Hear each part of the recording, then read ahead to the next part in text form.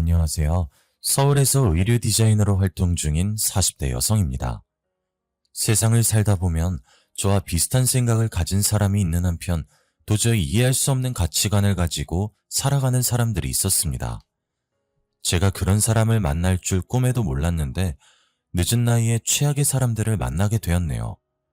제 남편과 시어머니가 그런 사람들이었습니다. 단순히 생각이 다르다는 걸 넘어서 어떻게 그런 생각을 하면서 살 수 있는지 이해할 수 없었죠.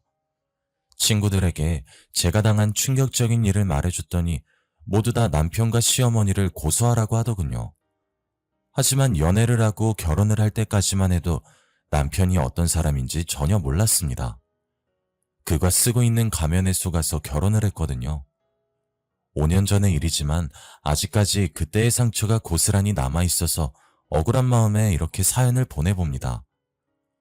저는 대학에서 패션 디자인을 전공하고 의류 제조업체에 취업을 하게 되었습니다.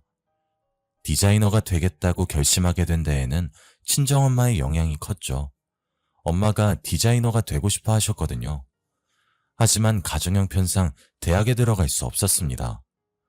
엄마가 대학에 들어가기 전까지만 해도 집안 형편이 괜찮았는데 외할아버지의 무모한 선택으로 한순간에 기울어져 버렸습니다. 공무원 생활을 하며 착실하게 돈을 모아온 외할아버지께서 지인의 꼬임에 넘어가 그동안 모아둔 여윳돈을 펀드에 투자하셨다고 합니다. 내가 그 애들한테 들어서 알고 있는데 너 여유자금 좀 가지고 있다며? 내가 잘 아는 펀드 매니저가 이번에 새로운 상품을 기획하고 있대. 투자자 모으고 있는 중인데 너도 같이 할래? 이러면서 자기가 최근에 이룬 수익률을 보여주었다고 합니다. 그 수익률에 눈이 먼 외할아버지께서 그 펀드 매니저를 만나본 거죠. 펀드 매니저는 금융감독원에 직임이 찍힌 서류까지 보여주며 외할아버지를 설득하였습니다. 아무래도 큰돈이라 걱정되시죠? 여기까지 오신 거 보면 뭐가 고민되시는지 잘 알 것 같습니다. 아무래도 원금 손실 부분에서 신경 쓰이시는 거죠? 이 부분은 걱정하지 마세요. 펀드가 깨져도 원금을 전액 보상해주는 보험에 가입해둬서 우려하는 일은 생기지 않으실 겁니다. 당연히 외할아버지께서 감언이설에 속지 않고 펀드 매니저가 보여주는 서류까지 확인하셨습니다. 처음에는 조금만 투자하셨는데 생각보다 높은 수익이 생기니 욕심이 났다고 하셨죠. 게다가 외할아버지의 친구분이 더 투자해보라고 외할아버지를 부추겼습니다. 야, 내 말 맞지? 생각보다 수익 괜찮다니까. 이번엔 나 믿고 몰빵해봐. 공무원 연금으로 노후 준비 안 될 것 같아서 걱정된다며. 이참에 노후자금 더 모아보게. 주저하던 외할아버지께서 몇 달 동안에 생긴 수익을 보고 노후자금을 모을 욕심이 생겼다고 합니다. 그래서 한 5억만 넣어두고 노후자금에 대한 걱정을 털어놓으려고 했죠. 뒤늦게 이 사실을 알게 된 외할머니께서 외할아버지를 말려봐도 소용없었습니다. 뭐? 전재산? 여보, 적당히 해요. 전재산 함부로 투자했다가 무슨 일이라도 생기면 어쩌려고 그래요? 당신이 뭘 한다고 그래? 당신도 통장에 찍힌 수익 받잖아. 큰 돈 만지려면 때로는 과감해져야 돼. 위험이 큰 만큼 그만큼 보상이 따라온다고. 결국 외할아버지께서 여유자금에 대출까지 얹어서 펀드에 몽땅 투자하셨습니다. 그런데 외할아버지께서 전 재산을 몰빵하기를 기다렸다는 듯이 2달 후에 그 펀드가 깨지고 말았죠. 펀드를 모집한 매니저가 종적을 감춰버렸고 그제서야 계획적인 펀드 사기에 당했다는 사실을 알게 되었습니다. 원금 보장에 대한 보험 같은 건 있지도 않았고 금융감독원의 승인을 받았다는 매니저의 말은 모두 거짓이었습니다. 결국 외할아버지께서 5억을 날리고 빚더미에 나앉게 되었어요. 그때 엄마가 고등학생이었는데 대학에 가서 의상 디자인 공부를 하는 건 고사하고 당장 일을 해서 생활비와 빚을 갚아야 했습니다. 엄마는 그때부터 의류 매장에서 알바를 시작했죠. 고등학교 졸업 후에도 그 매장에서 계속 알바를 하게 되었고 5년 후에 매니저가 되었습니다. 그리고 의류 브랜드의 본사 직원이었던 아버지를 만나서 결혼을 하게 되었는데요. 결혼하고 저를 낳았는데도 엄마는 쉬지 않고 계속해서 일을 했습니다. 3년 후에 총괄 매니저가 되자 좋은 기회가 찾아왔죠. 본사의 대리점 관리 담당자가 엄마에게 대리점을 맡아서 해보라고 권했습니다. 엄마가 맡은 대리점은 사무실 밀집 지역이라 젊은 여성들이 많이 다니는 곳이었다고 해요. 그곳에 매장을 열어서 지금까지 운영을 하고 계십니다. 엄마가 매장에 묶여 있다 보니 저는 어릴 때부터 여러 가지 옷들에 파묻혀 지내게 되었어요. 계절이 바뀔 때마다 새로운 옷들이 진열되는 걸 보는 게 좋았고 어려서부터 옷에 흥미를 가지게 되었습니다. 중학생 때부터 옷을 리폼하는 취미 생활을 하면서 디자이너의 꿈을 키웠던 것 같아요. 제 꿈을 엄마에게 말했더니 적극적으로 지지해주기도 하였습니다. 엄마, 이번에 수시 넣을 때 의상 디자인과로 넣어볼까 하는데 엄마 생각은 어때? 너한테는 의상 디자인과가 딱이지. 너 예전부터 애들 옷 리폼해주고 선물해주기도 했잖아. 너라면 잘할 수 있을 거야. 네가 하고 싶은 거라면 언제든지 지원해줄 수 있다는 응원 속에서 저는 모 대학에 들어가 의상 디자인을 전공할 수 있었습니다. 졸업한 뒤에는 땡땡 브랜드 의류 제조업체에 취업까지 할 수 있게 되었죠. 땡땡 브랜드는 인지도가 높아서 경쟁률이 치열했는데 운이 좋았습니다. 하지만 옷을 직접 만들다 보니 스트레스가 장난 아니더군요. 취미생활로 옷을 리폼할 때와 다르게 소비자들의 감각을 파악하고 시장의 흐름보다 앞서 나가는 옷을 만들어야 했습니다. 그래도 제가 힘들게 만든 옷이 잘 팔린다는 말을 들으면 피로가 풀리고 기분이 좋아졌죠. 그렇게 제가 소비자들의 마음을 사로잡을 옷을 만드느라 정신없이 일을 하다 보니 어느덧 30을 바라보게 되었습니다. 그때 무렵 한 남자를 만나게 되었죠. 제가 디자인 옷을 사진 촬영해주고 광고용 매체에 실어주는 업체에서 만난 친구였어요. 성주 씨는 사진작가로 활동하며 대학에서 사진 관련 강의도 하고 있었습니다. 저는 잘 몰랐지만 각종 사진 공모전에서 여러 번 당선한 경력도 있고 그 바닥에서는 이름이 알려진 사람이었더군요. 사진 작가답게 섬세한 감각도 있고 감수성이 풍부한 성격을 가지고 있어서 저랑 잘 맞았습니다. 저랑 이야기가 잘 통해서 끌리는 것도 있었죠. 그러다 난감한 일이 일어난 적이 있었습니다. 제품의 사진을 촬영하러 스튜디오로 갔는데 모델이 말도 없이 잠적했다고 하더라고요. 효진 씨, 어쩌죠? 섭외해놓은 모델이 갑자기 펑크를 냈어요. 지금 다른 모델을 섭외하고 있는데 이미지에 맞는 모델을 찾는 게 쉽지가 않네요. 할 수 없죠. 모델 섭외되면 연락 주세요. 그날 촬영은 취소됐다고 생각하고 돌아섰는데 성주 씨가 저를 불러 세우더군요. 잠깐만요. 여기 한번 서보세요. 성주 씨가 저를 촬영 세트 앞에 세우더니 카메라로 이리저리 살펴보고 몇 가지 포즈를 취해보라고 하였습니다. 저는 당연히 당황스러워하면서 성주 씨가 하라는 대로 포즈를 취해보긴 했었죠. 사진을 몇 장 찍어보고 감상하고 있길래 제가 성주 씨 곁으로 가서 사진을 보며 물었습니다. 성주 씨, 갑자기 제 사진은 왜 찍으세요? 아주 좋은데. 효진 씨가 직접 모델해보는 건 어때요? 네? 아니요, 전 모델해본 적도 없고 그럴 생각도 없어요. 지금 출시된 옷이랑 효진 씨랑 잘 어울려요. 시험 삼아 한번 해보죠. 어차피 적당한 모델도 없잖아요. 성주 씨가 계속 급하지 않냐고 모델 찾을 시간 어디 있냐고 하길래 촬영을 하게 되었습니다. 처음에는 어색했지만 몇 번 하다 보니 어느 정도 익숙해지더라고요. 그동안 본 게 좀 있어서 모델이 했던 포즈들을 따라했던 것 같습니다. 다행히 성주 씨 반응도 괜찮더군요. 그래요, 딱 그 자세요. 허리에 손 얹으시고, 좋아요. 웃으면서 턴 한 번. 오케이. 의자 잡고 앞 보면서 방긋 웃고. 좋아요. 성주 씨가 계속해서 다른 포즈를 요구하면서 쉴 새 없이 플래시를 터뜨렸어요. 이게 잘 될까 싶었는데 제가 찍은 제품 사진이 생각보다 많이 팔리더라고요. 반응이 좋아서 성주 씨도 저도 무척이나 기뻐했습니다. 효진 씨 축하해요. 제 예상보다 반응이 좋아서 다행이에요. 모두 성주 씨가 잘 찍어주신 덕분이에요. 고마워요. 우리 팀끼리 축하주 좀 마실까요? 오늘 다들 약속 없으시죠?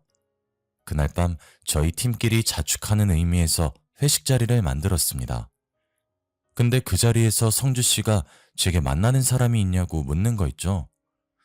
효진 씨, 혹시 만나는 사람 없나요? 효진 씨 진짜 인기 많을 것 같은데. 아니요, 저 인기 없어요. 오히려 성주 씨가 많을 것 같은데요. 저도 인기 없어요. 이제 슬슬 연애도 해야 하는데 바빠서 연애를 못 하겠네요. 아무래도 혼전순결이라 만나기도 어려운 것 같아요. 혼전순결이요? 성주 씨 교회 다니세요? 네? 네, 맞아요. 효진 씨도 교회 다닌다고 들었는데 어디 교회 다니세요? 네, 저 땡땡교회 다녀요. 성주 씨는요? 아, 교회요? 뭐였지? 별로 안 마셨는데 술에 취했나? 기억이 안 나네. 성주 씨가 술에 취했는지 교회 이름이 생각이 안 난다고 하더라고요. 그러면서 이렇게 예쁘고 잘난 여자가 왜 남자가 없냐는 말을 계속했습니다. 저는 술김에 한 농담이라고 생각하고 가볍게 받아 넘겼어요. 그런데 성주 씨가 갑자기 일어나서 바람을 쐬러 가자고 하는 거 있죠? 다른 팀원들은 저희가 무슨 말하는지 신경도 쓰고 있지 않아서 얼떨결에 같이 나가서 찬바람을 좀 쐈죠. 술집 앞에서 멍하니 서 있다가 포장마차 하나를 발견했습니다. 포장마차에 김국을 팔길래 반가웠죠. 저희 엄마가 해남 사람이라 김국을 자주 해줬거든요. 우와, 여기 김국을 다 파네요? 김국 파는 거 처음 본다. 김국? 김국이 뭔데요? 말 그대로 김으로 만든 국이에요. 저희 엄마가 바닷사람이라 어렸을 때 자주 해줬거든요. 저 한 번도 먹어본 적 없는데 저기 들어가서 소주에 김국 먹어볼까요? 아, 그럴까요? 술도 알딸딸하게 취했겠다. 김국을 보고 신나서 성주 씨와 단둘이 술을 마시게 되었습니다. 김국에 대한 추억을 이야기하며 엄마 덕분에 의상 디자이너를 꿈꾼 순간까지 털어놓게 되었죠. 그렇게 성주 씨와 친해져서 술친구가 되었습니다. 식성이나 주량이 저랑 비슷해서 편했거든요. 자연스럽게 사이가 가까워지다 보니 팀원들이 저희 둘이 사귀는 거 아니냐고 놀리기 바빴습니다. 처음에는 아니라고 딱 잡아댔지만 성주 씨랑 사귀면 어떤 기분일까 궁금한 마음이 들더군요. 그래서 이번 주 토요일에 산을 타고 막걸리 한잔 하자는 제안에 주말에도 만나다 보니 자연스럽게 교제하게 되었습니다. 이때부터 성주 씨라고 부르던 게 성주 오빠라고 부르게 되었네요. 그렇게 사귄 지 1년 3개월쯤 되었을 때였습니다. 오빠가 결혼 이야기를 꺼내더군요. 결혼 정년기를 훌쩍 넘겼고 프로포즈를 거절할 만큼 오빠한테 흠이 있는 것도 아니었습니다. 게다가 오빠도 혼전순결을 고집할 만큼 독실한 기독교인이었으니까요. 이런 사람 만나기 힘들다는 생각이 또 들어서 제가 망설이고 있으니 시어머니도 결혼을 서두르라고 했습니다. 너 올해 나이가 몇 살이라고 했지? 지금 임신해도 노산이라서 건강해친다. 딱 하나만 낳아도 되니까 얼른 결혼해서 애 가져야지. 뭘 망설이고 있어?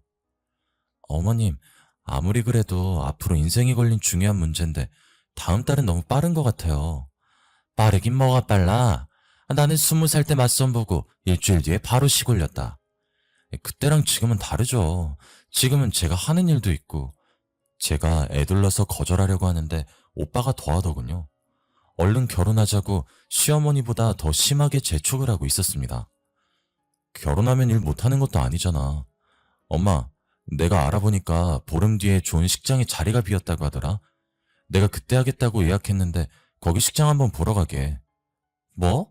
오빠, 나한테 말도 안 하고 막 정하면 어떡해. 너도 좋아할 거야. 거기 결혼식장 자리 없어서 결혼 못해. 적어도 1년 전엔 예약해야 한대. 그래도 상의를 해야지. 정식으로 결혼 이야기가 오고 간 것도 아닌데. 제가 기분 나쁘다고 온몸으로 표현했는데도 오빠는 신경도 쓰지 않았죠. 절대 안 된다고 소리쳐도 보름 뒤에 식을 올리기로 결정해버린 것입니다. 저와 친정의 상의나 허락을 받지도 않았는데 일어난 일이었죠. 화가 난 제가 오빠를 따로 불러내서 잔소리를 해봐도 소용없었습니다. 오빠, 갑자기 왜 그래? 나한테 결혼 이야기 꺼낸 적도 없잖아. 이렇게 식장도 잡아버리면 어떡해. 나는 어떤 식장인지 보지도 못했잖아. 그리고 내 스케줄은 어쩌고? 우리 엄마도 안 보고 이러는 게 어딨어. 말 못해서 미안해. 우리 엄마가 아파서 그래. 암이래. 효진이 너도 내가 외동인 거 알고 있잖아. 내가 급한 마음에 정해버려서 미안해. 장모님께 잘 말씀드릴 거니까 걱정하지 마. 뭐라고? 암? 심각하신 거야? 그걸 왜 이제야 말했어? 오빠 표정이 어두운 게 시어머니께서 얼마 안 남은 것 같더군요. 그래서 오빠를 이해하려고 노력했습니다. 저라도 우리 엄마가 그러면 얼른 결혼하는 모습을 보여드리고 손주도 안겨드리고 싶어서 애가 탔을 것 같거든요. 그런데 제가 잠깐 화장실을 다녀오면서 오빠와 시어머니가 하는 말을 들었는데 이상한 느낌이 들었습니다. 결혼을 두고 둘이서 뭔가 거래를 하는 것 같더라고요. 엄마, 이제 됐지? 약속한 대로 해줘. 조금만 더 기다려라. 시 골리고 혼인신고하면 따로 챙겨주마. 엄마, 왜 말이 또 달라져? 며느리 데려오면 바로 준다고 했잖아. 너야말로 말 지어내지 마라. 내가 분명히 결혼하고 손주 나오면 준다고 했어. 넌 엄마도 못 믿어? 그런 게 아니라 하여튼 5억이야. 확실히 약속 지켜야 돼. 그건 걱정하지 말고 혼인신고서만 들고 와. 5억이라니 저희가 결혼할 때 주는 자금을 말하는 걸까요? 제가 오빠에게 물어보니 오빠가 맞다고 하길래 의심하지 않았습니다. 1년 넘게 만난 남자고 오빠가 시어머니가 아프다는 걸 여러 번 말하고 괴로워했거든요. 이제 곧 운명을 다할 사람에게 돈 달라는 말을 하는 게 힘들다고 했습니다. 그렇다고 해서 주는 돈을 마다할 수도 없으니 주시는 돈은 받고 시어머니도 만족해 하시길 바라며 기다렸습니다. 묵묵히 남편과 함께 결혼 준비를 하고 식을 마쳤죠. 그런데 제주도로 떠난 신혼여행에서 이제는 오빠가 아닌 남편이라고 불러야 되는 김성주라는 작자와 문제가 생겼습니다. 첫날 밤을 맞았는데 어이없는 일이 벌어졌거든요. 남편이 부부관계를 거부하는 것이었습니다. 결혼 전부터 저희 커플이 잠자리를 가진 적이 없긴 했어요. 저도 혼전순결이었고 남편도 그렇다고 하길래 당연히 결혼 후에는 달라질 줄 알았죠. 그런데 신혼여행 와서도 저를 거부하길래 황당한 기분이 들었습니다. 오빠, 우리 이세는 가져야지. 왜 신혼여행 와서도 혼전순결 타령하면 어떡해? 사실 내가 남자로서 문제가 있어서 그래. 부부관계가 잘 안 돼서 못할 것 같아. 뭐? 혼전순결이라며? 기독교 믿어서 그런 거 아니었어? 오빠, 말해봐. 그동안 나 속인 거였어? 제가 대답을 닥달하니 그제야 기독교는 믿은 적도 없고 혼전순결인 적도 없었다고 말하더군요. 남편은 예전부터 성기능에 장애가 생겨서 병원에서 치료를 받는 중이라고 했습니다. 저는 그 말을 신혼여행 온 날 듣게 될 줄은 꿈에도 몰랐죠. 아니, 그런 말을 왜 이제 와서 하는 거야? 오빠, 나한테 숨기는 거 더 있는 거 아니지? 아니야, 나 숨기는 거 없어. 말 못한 건 미안해. 예전부터 말하려고 했는데 남자로서 자존심이 상해서. 조금만 기다려줘. 곧 좋아질 거야. 그러면서 결혼을 왜 서둘렀어? 좋아진 다음에 해도 되는 거잖아. 제가 화를 내니 남편이 고듭 고개를 숙이며 미안하다고 했습니다. 그래도 시어머니께서 아파서 그런 것이니 이해하려고 노력했죠. 그렇게 첫날 밤을 허망하게 보내고 다음 날이 되었습니다. 서로 등을 지고 잠잔 것도 모자라 아침에 일어나 침묵 속에서 밥을 먹으니 어색하기 그지없더군요. 남편은 미안한 마음에 제 얼굴을 쳐다보지도 못했습니다. 이 결혼을 파토낼 것도 아니니 다시 관계를 회복하려고 노력했습니다. 남편이랑 자려고 결혼한 것도 아니니 어떻게든 분위기를 풀어보려고 했죠. 난 괜찮으니까 표정 풀어. 자녀 계획은 천천히 세우면 되잖아. 오빠 치료받는 것도 도와줄 테니까 천천히 다시 시작해보자. 잠자리에 문제가 생기는 경우는 거의 심리적인 원인이 크대. 이해해줘서 고마워. 앞으로 숨기거나 속이는 일 없도록 할게. 치료도 꾸준히 받을 거야. 아휴, 이리 와서 이거 먹어봐. 밥 먹고 뭐 할까? 제주도에 유명한 게 뭐가 있지? 의기소침해 있는 남편이 안쓰러워서 먼저 다가가서 위로해 주었죠. 아예 남자구실을 못하는 것도 아니고 꾸준히 치료받으면서 압박감을 떨쳐내면 괜찮아질 거라고 생각했습니다. 저는 남자들에게 좋다는 건강식품을 백방으로 알아보고 식사 후에 늘 챙겨주었습니다. 밤마다 부담스러워하는 남편을 위해 잠자리를 닥달하지 않고 기다리기도 했죠. 하지만 친구들이 제 고민 상담을 듣고 이해가 안 간다는 표정을 지었습니다. 뭐? 잠자리를 못해? 그래놓고 결혼을 왜 서둘렀대? 시어머니께서 손주 보고 싶어 하셨다며?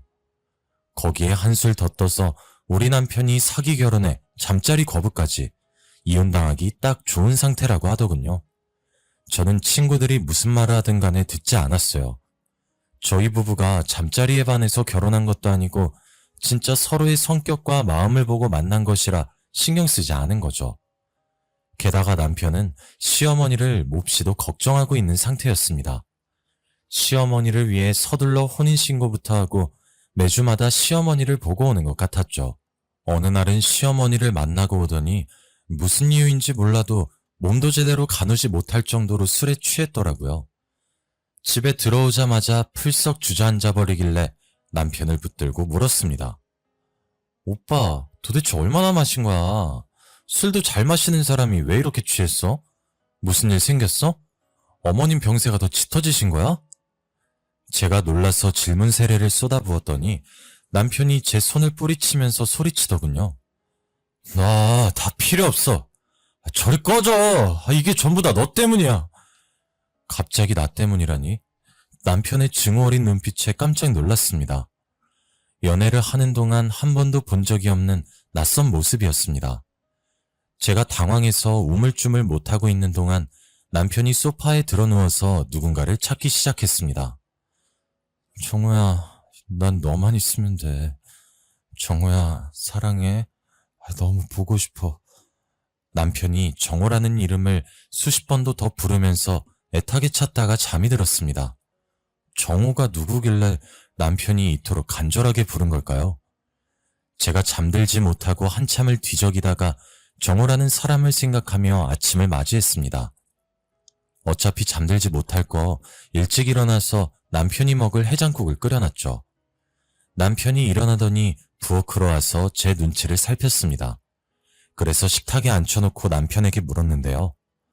이제 좀 정신이 들어? 해장국 먹으면서 얘기해봐. 어제 얼마나 마신 거야? 정호란 사람은 누구고? 정호? 정호라는 애랑 싸워서 그래. 열받는 일이 있어서 너무 많이 마셨어. 미안해. 정호란 사람은 또 누구고 무슨 일 있었는데? 나한테 말해봐. 당신은 몰라도 돼. 왜? 말해보라니까? 당신이 생각하는 그런 거 아니야. 나중에 말해줄 거니까 신경 쓰지 마. 남편이 신경질을 내길래 이야기를 그만두었죠. 저는 정호라는 사람을 알아내야겠다는 생각이 들어 남편의 물건을 뒤져보았습니다. 핸드폰을 가장 먼저 뒤지고 싶었지만 비밀번호 때문에 문자나 전화 내역을 볼 수 없었습니다. 그래서 남편의 옷과 가방을 뒤지다가 지갑 속에서 사진 한 장을 발견하게 되었죠. 남편과 남자가 다정한 포즈를 취하고 있는 사진이었습니다. 둘이 그냥 다정한 정도가 아니라 연인처럼 껴안고 볼을 맞대고 있었는데요. 그 남자는 저도 알고 있는 사람이었습니다. 최정호라는 이름의 피팅 모델이었거든요. 제가 디자인한 옷의 모델로 자주 일해서 좋아도 안면이 있었습니다. 남편의 스튜디오에서 마주친 적이 있었는데 남편과 굉장히 친해 보였습니다.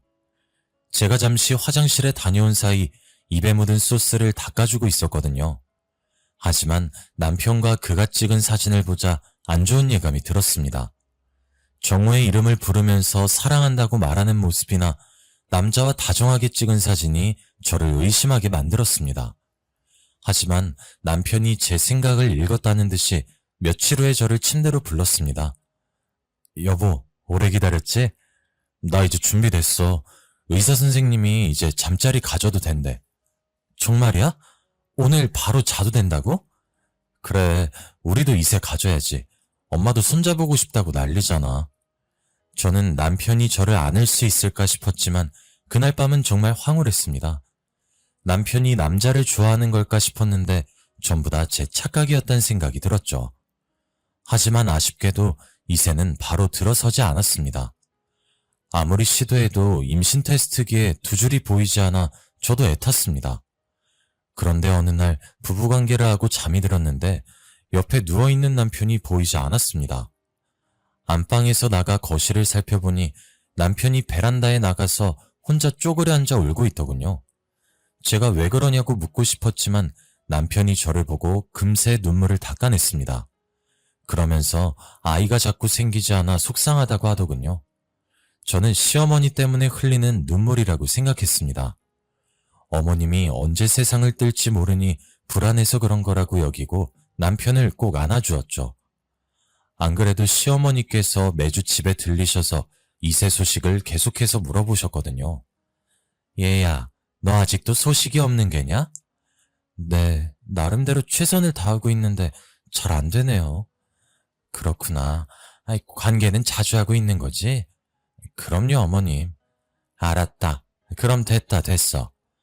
시어머니가 미소를 지으시면서 자리에서 일어서길래 얼른 배웅을 나갔습니다. 엘리베이터를 기다리는 동안 옆에 있어드리려고 했는데 어머님께서 전화통화를 해야 한다며 저보고 들어가라고 하셨습니다. 그래서 집 안으로 들어갔는데 어머님이 들리는지도 모르고 전화통화를 하시더군요. 어머님이 뭐라 하시길래 현관문에다 대고 귀를 기울이니 충격적인 말씀을 하셨습니다. 그래, 며느리랑 매주 잠자리 가지고 있다고 하더라. 이제 정호라는 놈하고는 끝이야. 남자랑 남자가 만난다는 게 말이 되니? 우리 아들놈이 잠시 미쳤던 게 분명하다. 그 말을 듣자마자 저는 남편의 스튜디오로 연락도 없이 찾아가고 말았습니다. 남편의 스튜디오 문을 열려고 하니 안에서 정호 씨의 목소리가 들려왔죠. 형, 이제 연락하지 말라고 했잖아. 왜 만나자고 한 거야? 정우야, 네가 오해하고 있어서 그래. 그 여자랑 어쩔 수 없이 결혼했다니까? 나 좀 믿어줘. 듣기 싫어. 어떻게 형이 나를 버리고 여자랑 결혼할 수 있어? 결혼해놓고 나한테 계속 연락하는 건 또 뭐고? 혹시 몰라 문을 살짝 열어 살펴보니 남편과 정호 씨가 서 있었습니다. 남편은 거의 울면서 매달리고 있었고 저는 그 모습을 보고 충격을 받아서 아무 말도 못하고 있었습니다. 정우야, 전부 다 엄마 때문인 거 알고 있잖아. 나한테 암 걸렸다고 뻥까지 치면서 손자 보여달라는데 어떡해. 애만 낳으면 이혼해도 된대. 게다가 그 할망구가 결혼만 하면 5억 준다고 했어. 난 애만 낳으면 그 여자랑 이혼하고 5억 들고 너 찾아가려고 했다고. 뭐? 나보고 그 말을 믿으라는 거야? 그런데 네 생각 때문에 그 여자랑 잘 수가 없어. 머릿속에 온통 네 생각뿐인데 좋아하지도 않는 여자랑 자야 하는 내 심정은 어떨 것 같아? 그러니까 정우야, 나 버리지 말고 조금만 기다려줘. 내가 너 행복하게 해줄게. 그래서 여자랑 결혼하고 잤다는 거야? 그냥 그 여자랑 평생 살아.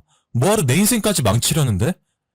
저는 남편과 정호 씨가 하는 말을 듣고 정신이 혼미해졌습니다. 남편이 동성애자란 사실을 알게 되니 머릿속이 멍해졌죠. 게다가 시어머니가 아프신 것도 거짓말이었습니다. 처음부터 끝까지 남편과 시어머니가 저를 속이고 이용하려고 했다는 사실에 갑자기 배신감이 몰려와 눈물이 쏟아지더군요. 그때 갑자기 문이 열리면서 정호 씨가 나왔고 남편이 붙잡으려고 따라 나왔을 때였습니다. 당신 왜 거기 있어? 설마 전부 다 들은 거야? 남편이 저를 보고 얼굴이 창백해지더군요. 마음 같아서는 남편의 멱살을 붙잡고 한바탕 욕이라도 해주고 싶었지만 몸이 말을 듣지 않았습니다.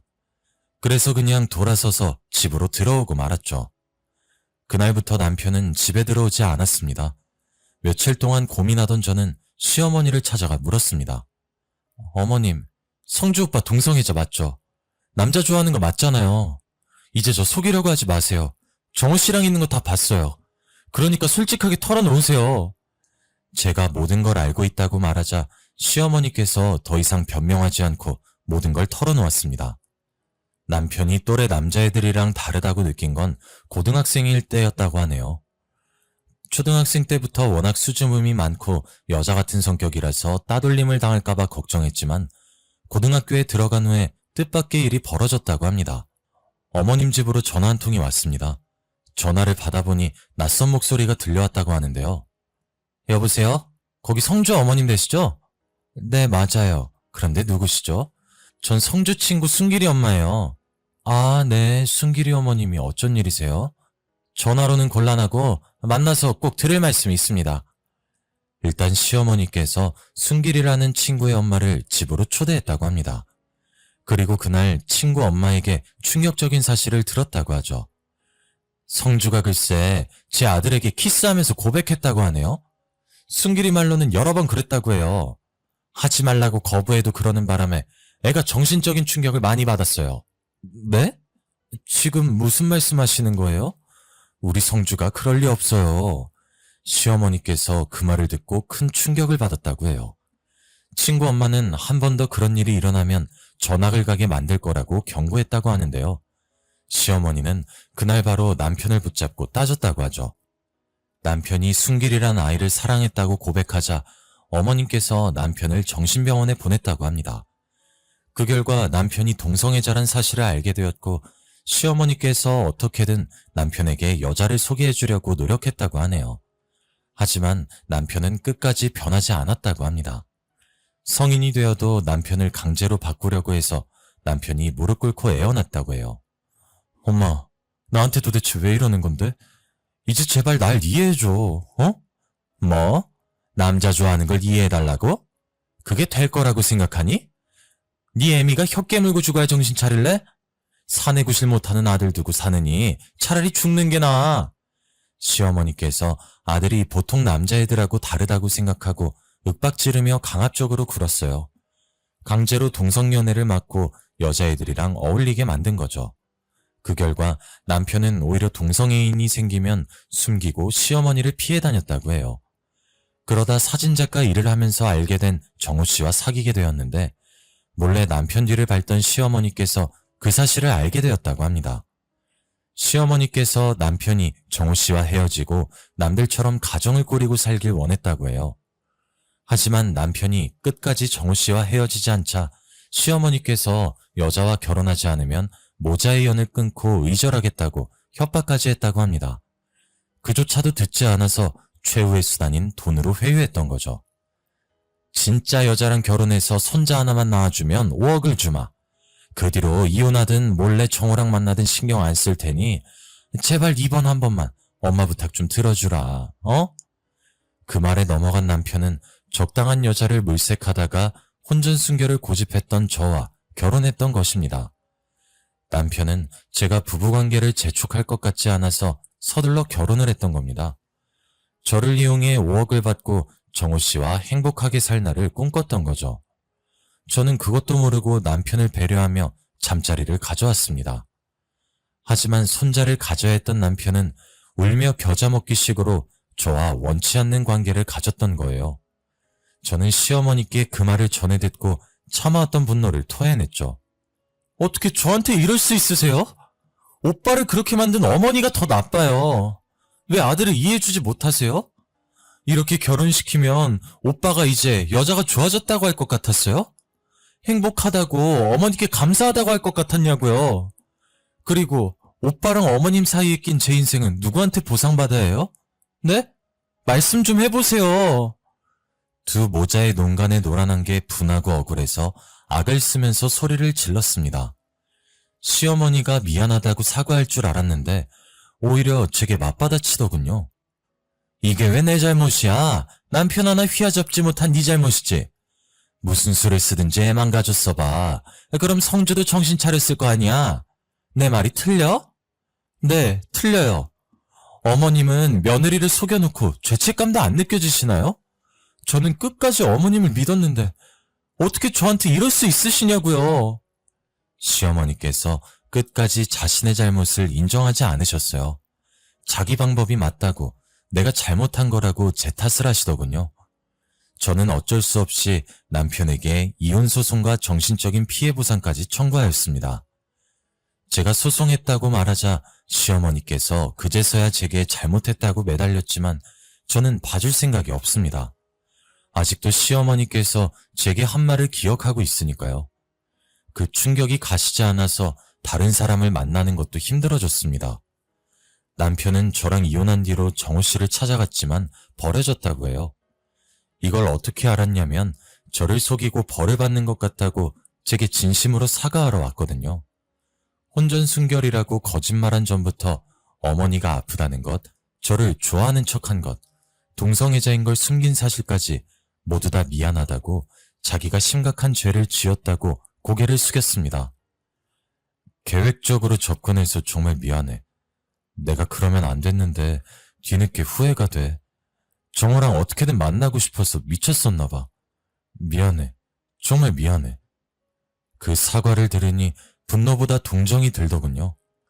남편 말로는 정호 씨가 다른 남자랑 동거를 하고 있었는데 매일같이 찾아가 매달렸다가 정호 씨의 애인에게 심하게 맞았다고 해요.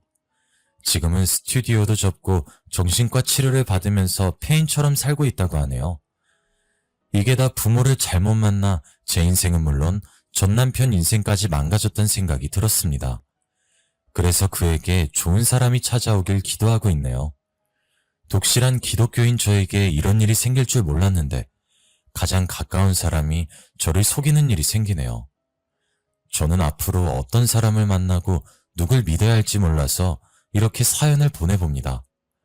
하느님 말고 사람을 믿는 방법을 잊어버린 것 같은데 저는 어쩌면 좋을까요?